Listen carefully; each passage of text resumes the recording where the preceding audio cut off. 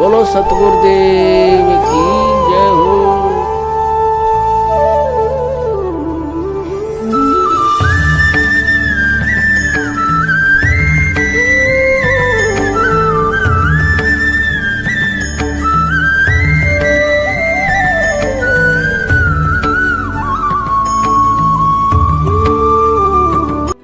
बंदी छोड़ सतगुरु रामपाल जी महाराज जी की जय हो। परमात्मा की सभी प्यारी आत्माओं को पवन दास का सत साहेब।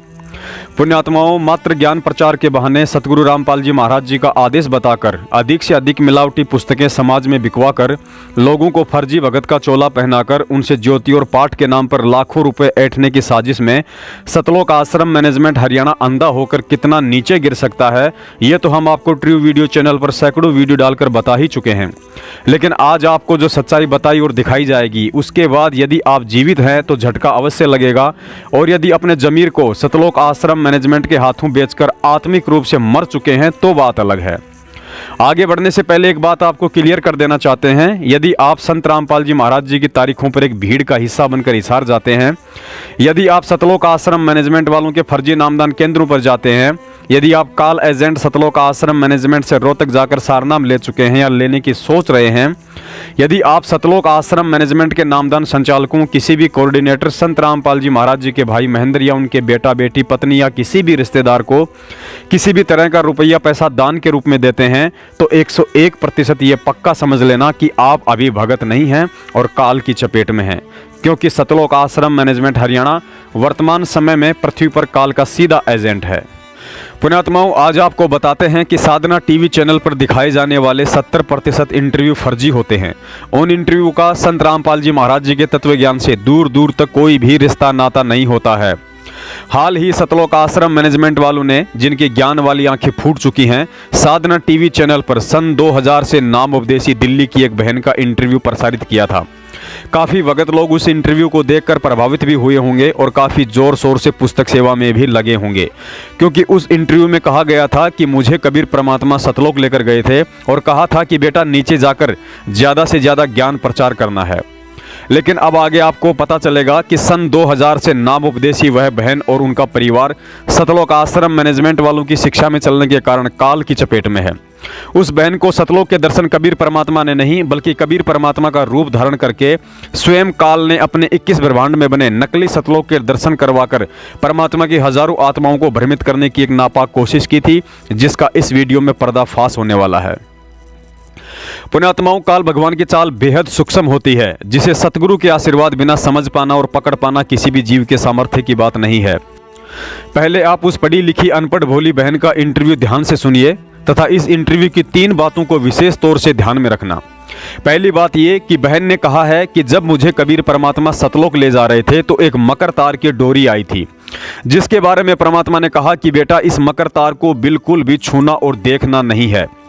और दूसरी बात जो ध्यान में रखनी है वो ये है कि बहन ने बताया, जब मैं सतलोक पहुंची तो एक बड़ा सा सोने का गेट था जिस पर बड़े बड़े अक्षरों में लिखा था सतलोक। सुनिए पहले ये छोटा सा इंटरव्यू। नमस्कार जी। सत साहेब।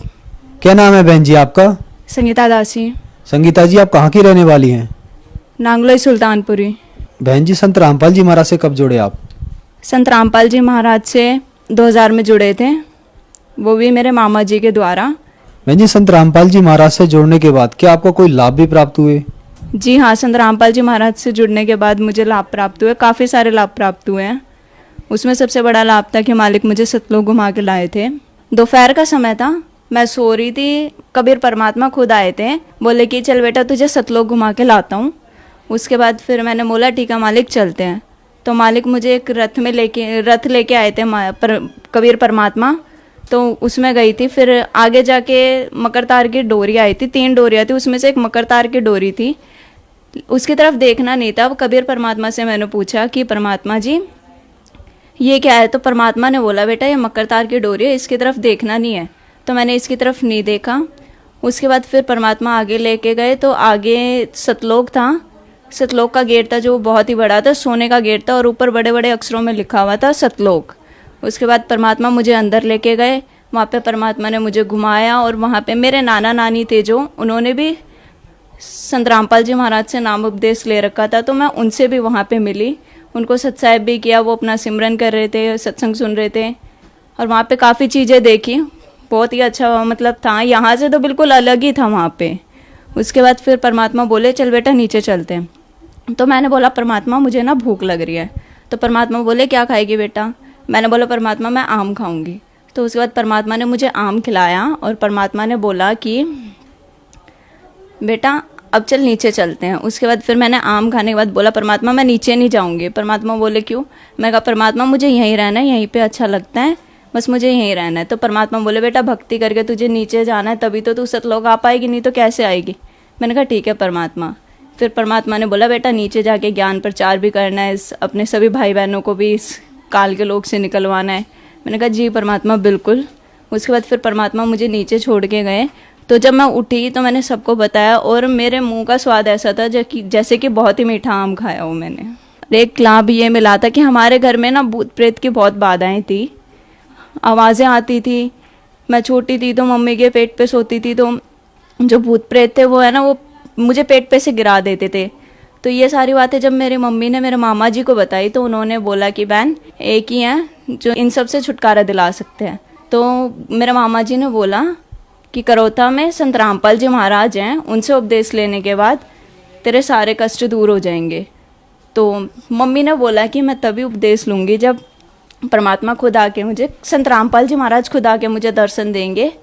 तो ये ऐसा ही हुआ। जिस दिन मम्मी ने ये बात बोली थी उसी दिन फिर संत रामपाल जी महाराज ने मम्मी को दर्शन दिया। उसके अगले ही दिन मम्मी संत रामपाल जी महाराज के पास पहुंच गई और उस दिन से आज का दिन है, हमारे घर में कोई परेशानी नहीं आई है।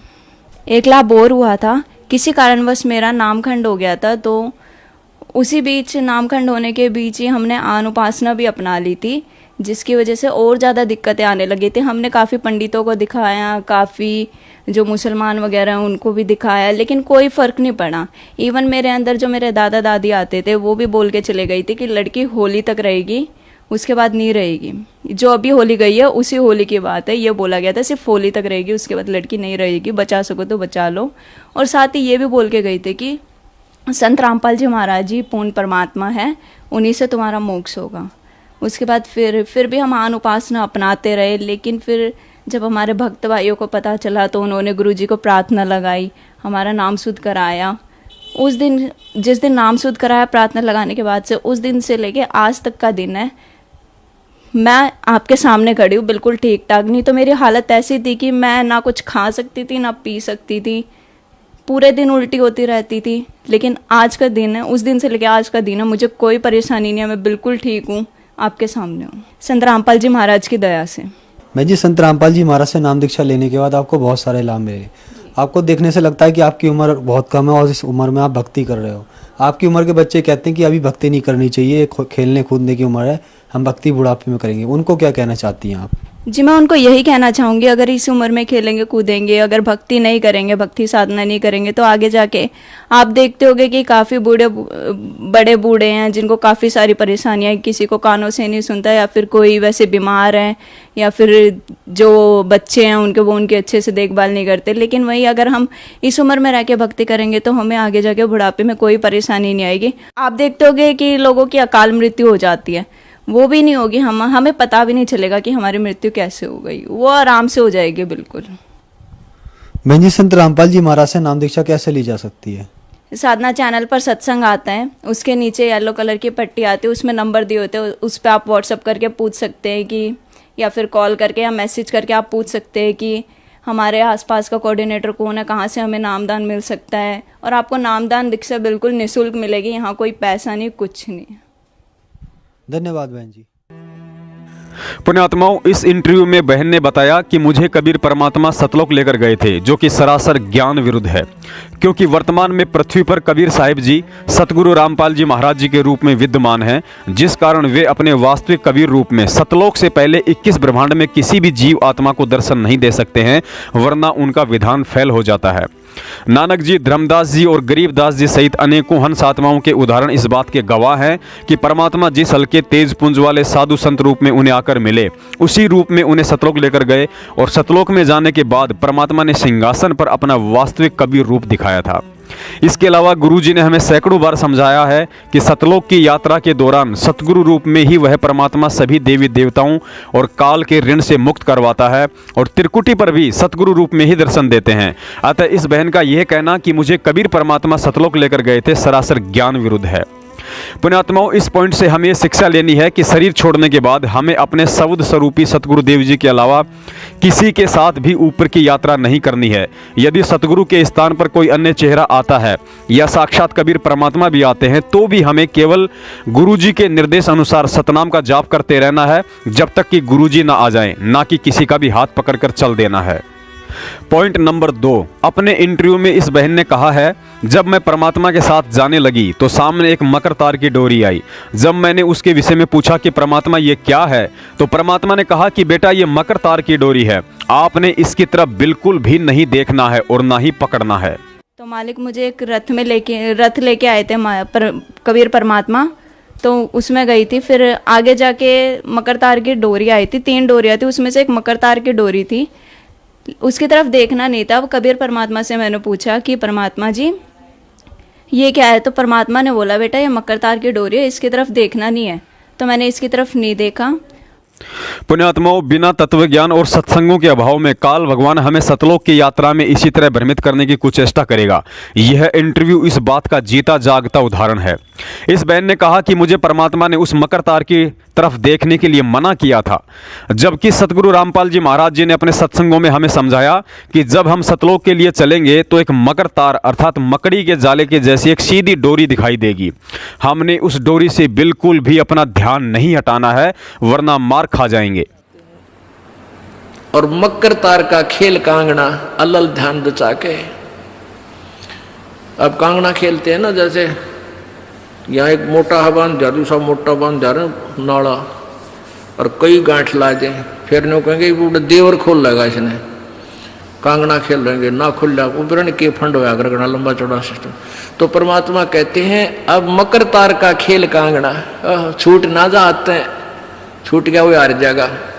तो उस मकर तार का ऊपर से जब आत्मा यहाँ से चलेगी, परमात्मा कई तरीके से इसको कहीं किसी स्थान पर किस तरीके से आपने जाना है, तो आप कभी एक आध बार कभी ध्यान वैसे ही कुदरती लग जाता है, बैठ जाते हैं, कभी आंखें खुली है तो भी बंद हो जाती हैं, और कई बार ऐसा होगा कि एक मकड़ी के तार जैसा आपको लंबा स्ट्रेट बहुत, उसका कोई और छोर आप नहीं देख सकोगे, ऐसा तार सा नजर आएगा, उसको मकर तार कहते हैं। उसके साथ लग के आत्मा जैसे मकड़ी उस तार को पकड़कर ऊपर चढ़ जाती है, ऐसे वो मकर तार का आपको दिखाई देगा जब चलेगी यहाँ से आत्मा संसार छोड़ के, तो एक मकर तार का मार्ग आपको मिलेगा, उसके साथ चलना, उसको छोड़ना नहीं, तो उधर नहीं जाना, नहीं तो मार खा जाएगी।